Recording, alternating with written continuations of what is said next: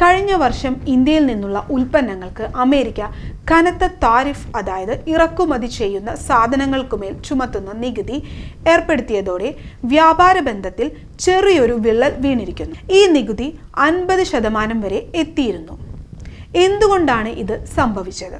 ഇതിൽ പകുതി India American ഉൽപ്പന്നങ്ങൾക്ക് നികുതി ചുമത്തിയതിനുള്ള പ്രതികരണമായിരുന്നു. ബാക്കി പകുതി ഇന്ത്യ റഷ്യൻ എണ്ണ വാങ്ങുന്നതിന് തുടർന്നുള്ള ശിക്ഷാ നടപടിയും.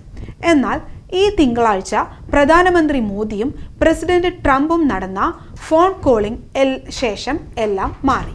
അമേരിക്ക ഇപ്പോൾ ആ താരിഫ് 18% കുറയ്ക്കുകയും റഷ്യൻ എണ്ണയുമായി ബന്ധപ്പെട്ട പിഴകൾ പൂർണ്ണമായും ഒഴിവാക്കുകയും ചെയ്തു.